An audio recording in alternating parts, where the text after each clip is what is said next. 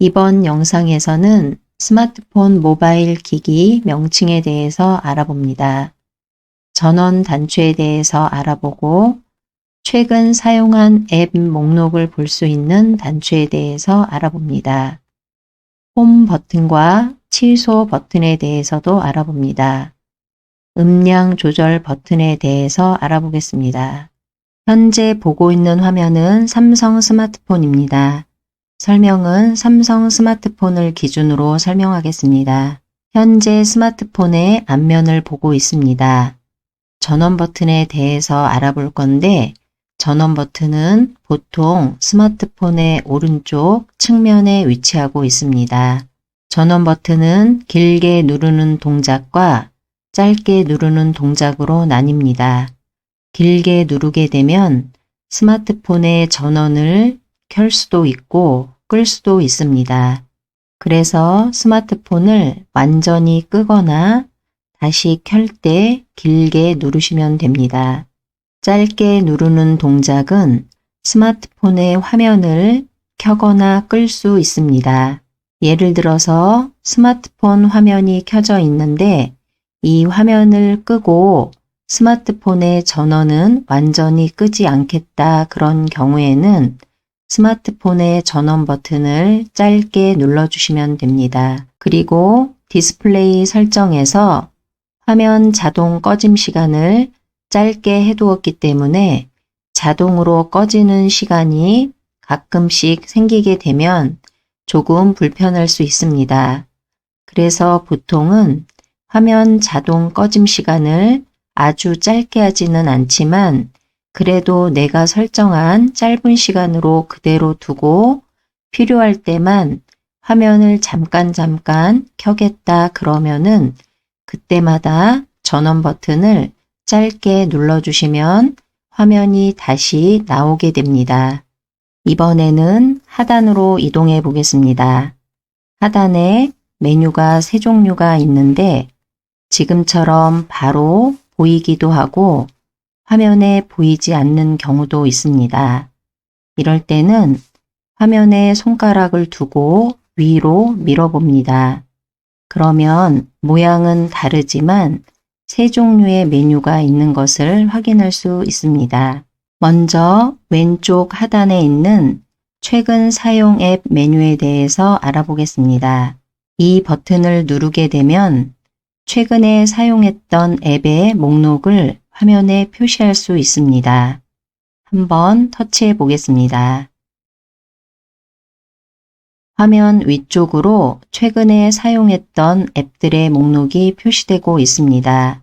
이 상태에서 최근에 실행한 앱이 어떤 것들이 있는지 보고 싶을 때에는 화면을 왼쪽이나 오른쪽으로 밀어보다 보면은 하나의 앱들이 이렇게 네모 형태로 보여지게 됩니다. 그런데 기종에 따라서는 이렇게 네모 형태로 보여지지 않고 제목 부분만 계단 형식으로 겹쳐서 보여지는 경우도 있습니다. 이렇게 표시되는 경우에도 화면을 아래로 내리다 보면 실행했던 앱들을 좀 더 크게 볼 수 있습니다. 화면을 아래로 내려보면서 실행했던 앱들을 살펴보거나 화면 왼쪽이나 오른쪽으로 밀어서 실행했던 앱을 살펴보다가 다시 어떠한 해당 앱을 스마트폰 전체 화면으로 확대해서 보고 싶다 그럴 때에는 해당 앱 위에서 터치합니다. 지금은 현재 이 화면이 보이기 때문에 여기에서 터치를 해보겠습니다. 이렇게 화면이 크게 확대되는 것을 볼 수 있습니다. 화면 왼쪽 하단에 최근 사용한 앱 이 버튼은 스마트폰을 처음 사용하시는 분들이 잘 기억해 두시면 좋을 것 같습니다. 왜냐하면 스마트폰 화면에서 여러 앱들을 실행하고 있다가 현재 보고 있는 화면을 계속 보려고 했는데 이 화면을 본의 아니게 다른 화면으로 이동하는 경우가 있습니다. 사용자가 스스로 화면을 다른 화면으로 이동했을 수도 있고 말 그대로 잘못 눌러서 다른 화면으로 이동했을 수도 있습니다. 그럴 때 원래 봤던 화면으로 돌아가고 싶은데 어떻게 돌아가야 하는지를 자주 문의하십니다. 이럴 경우에 왼쪽 하단에 최근 사용한 앱 메뉴를 누르게 됩니다. 이러한 방법으로 화면을 본의 아니게 다른 화면으로 이동했다고 하더라도 해당 앱을 찾기 위해서 왼쪽 하단에 최근 사용한 앱 메뉴를 잘 활용하시면 되겠습니다. 현재 저는 내 파일 화면을 열고 있습니다. 이 상태에서 하단으로 다시 이동해서 가운데 버튼인 홈 버튼을 눌러보겠습니다. 짧게 터치합니다. 스마트폰 홈화면인 바탕화면으로 이동했습니다. 말 그대로 하단 가운데 있는 버튼은 홈 버튼입니다. 즉, 스마트폰 화면에서 어떠한 화면을 보고 있더라도 처음 스마트폰 홈화면으로 돌아가고 싶다 그러면은 그때 가운데 버튼을 터치해서 이동할 수 있습니다. 이번에는 카메라를 터치해 보겠습니다. 카메라 화면이 실행됩니다. 이때 다시 하단으로 이동해서 홈 버튼을 한번 터치합니다. 다시 스마트폰 홈화면으로 돌아갑니다. 다시 한번 네이버 앱을 터치해 보겠습니다. 네이버 화면이 열립니다. 다시 하단으로 이동한 다음 홈 버튼을 한번 누릅니다. 다시 스마트폰 홈화면으로 돌아옵니다. 이렇게 홈 버튼은 스마트폰 화면에서 어떠한 화면을 보고 있다고 하더라도 홈 버튼을 한번 터치하게 되면 스마트폰 홈화면으로 바로 이동됩니다. 홈 버튼을 짧게 누르게 되면 홈화면으로 돌아가는 기능도 있지만 화면이 꺼진 상태에서는 화면을 다시 켤 수도 있습니다. 그리고 홈 버튼을 길게 누르는 경우에는 구글의 인공지능 비서인 구글 어시스턴트가 실행되기도 합니다. 홈 버튼을 길게 눌러보겠습니다. 이렇게 홈 버튼을 길게 누르게 되면 구글의 인공지능 비서인 구글 어시스턴트가 실행되어서 검색을 음성으로 쉽게 할 수도 있습니다. 검색 결과 화면이 표시되는데 우리는 지금 이러한 기능을 배우는 게 아니고 기기의 명칭에 대해서 알아보기 때문에 다시 하단으로 이동한 다음 홈 버튼을 터치합니다. 다시 홈화면으로 돌아갑니다. 이번에는 오른쪽 하단에 취소 버튼에 대해서 알아보겠습니다. 취소 버튼 또는 뒤로 가기 버튼 또는 이전 버튼이라고도 합니다. 네이버 앱을 터치해 보겠습니다. 네이버 화면이 열리고 이 상태에서 오른쪽 하단에 취소 버튼을 터치합니다. 다시 한번 터치합니다. 화면이 닫히고 홈화면으로 이동합니다. 다시 한번 네이버 앱을 터치하겠습니다. 이번에는 검색어 또는 URL 입력 부분에 검색하고자 하는 내용을 입력해 보겠습니다. 이 부분을 터치해서 키보드를 이용해서 검색어를 입력해도 되고 오른쪽에 있는 마이크를 터치해서 검색어를 직접 음성으로 말해서 입력한 다음에 검색을 해도 됩니다. 지금은 이 부분을 터치해서 키보드가 나타나면 검색어를 입력해서 내용을 찾아보겠습니다. 이 부분을 터치합니다. 키보드가 나타나지 않는 경우에는 다시 한번 커서가 깜빡거리는 이 부분을 터치합니다. 하단에 키보드가 나타나면 키보드를 이용해서 검색어를 입력하시면 됩니다. 한글로 입력하려고 하는데 키보드가 한글이 아닌 경우에는 자판에서 한영이라고 되어 있는 글씨를 터치합니다. 그러면 이렇게 한글과 영어 자판으로 변경이 되기 때문에 한영 키를 눌러 한글 자판으로 만든 상태에서 검색어를 봄이라고 입력하겠습니다.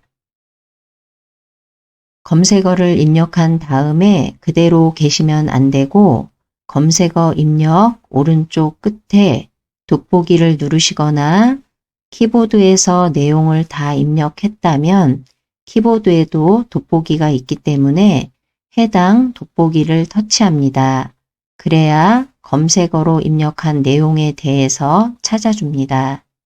지금은 검색어 입력 부분 오른쪽에 돋보기가 있는데 돋보기가 항상 있는 것은 아니기 때문에 이 돋보기가 없고 키보드가 나타났다가 사라져서 돋보기를 누를 수 없다라고 하시는 경우도 있습니다.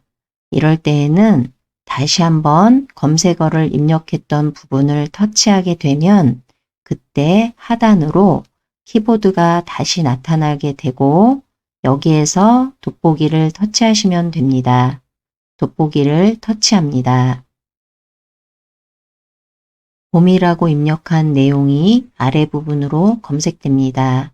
이 상태에서 오른쪽 하단에 취소 버튼을 한번 터치합니다. 그러면 네이버의 첫 화면으로 돌아갑니다. 다시 한번 취소 버튼을 터치합니다. 다시 한번 터치합니다. 홈화면으로 이동합니다. 여기까지 취소 버튼에 대해서 이해가 되셨는지 모르겠습니다. 취소 버튼을 다시 한번 정리하면 취소 버튼은 어떠한 화면이 실행되고 있었을 때 취소 버튼을 한번 누를 때마다 이전 단계로 한 단계 한 단계 앞으로 이동한다고 보시면 됩니다. 그러니까 네이버에서 만약에 어떤 자료를 검색했다고 했을 때 취소 버튼을 한번 누르게 되면 현재 보여지고 있는 화면 역으로 거꾸로 해서 그 전에 봤던 화면으로 돌아간다는 얘기입니다. 지금은 취소 버튼을 계속 눌렀기 때문에 더 이상 돌아갈 화면이 없어서 마지막으로 홈화면으로 돌아온 겁니다. 그리고 취소 버튼은 기종에 따라서는 취소 버튼을 길게 누르게 되면 현재 화면에서 사용할 수 있는 세부 메뉴를 표시하기도 합니다. 이번에는 음량 조절 버튼에 대해서 알아봅니다. 보통 스마트폰을 앞으로 두고 봤을 때 왼쪽 측면에 위치하고 있습니다. 이 음량 버튼은 소리의 크기를 크게 하거나 작게 조절할 수 있습니다. 측면의 버튼을 보면 하나로 길게 생긴 모양이 있고 또는 위아래가 두 개로 나뉘어진 버튼 모양이 있습니다. 버튼의 모양이 하나로 긴 경우나 두 개로 나뉘어진 경우나 똑같이 윗부분을 누르게 되면 소리가 크게 되고 아래 부분을 누르게 되면 소리가 작아지게 됩니다. 그리고 이 부분의 소리는 전화가 나에게 걸려올 때 나는 소리에 대해서 크거나 작게 조절하는 버튼이 일반적입니다. 그런데 어떤 경우에는 이 조절 버튼이 전화가 나에게 걸려올 때 나는 소리를 크게 조절하거나 작게 조절하는 버튼이 아니고 기기나 설정에 따라서 미디어 음량을 조절할 수 있는 버튼으로 사용되는 경우도 있습니다. 보통 볼륨 버튼으로 벨소리의 크기를 조절하지만 지금 말씀드린 미디어라는 부분은 음악을 듣거나 동영상을 시청할 때 볼륨 버튼을 조절할 수 있다는 것입니다. 여기서 말하는 미디어는 스마트폰으로 음악을 듣거나 동영상을 시청할 때 나오는 소리를 말합니다. 왼쪽 측면의 음량 조절 버튼을 누르게 되면 화면 상단에 지금과 같이 표시됩니다. 이때 이 부분을 누릅니다. 그러면 화면에 이렇게 표시됩니다. 여기에 보면 미디어 음량 조절 메뉴 아래에 음량 버튼으로 미디어 음량만 조절하도록 설정해 보세요 라고 되어 있습니다. 오른쪽을 보면 흐리게 비활성화 되어 있습니다. 비활성화가 되어 있다는 말은 미디어 음량만 조절하도록 설정을 하지 않겠다라는 뜻입니다. 만약 미디어 음량만 조절하도록 설정을 바꾸겠다 그러면 오른쪽 이 부분을 터치해서 파랗게 활성화시키면 됩니다.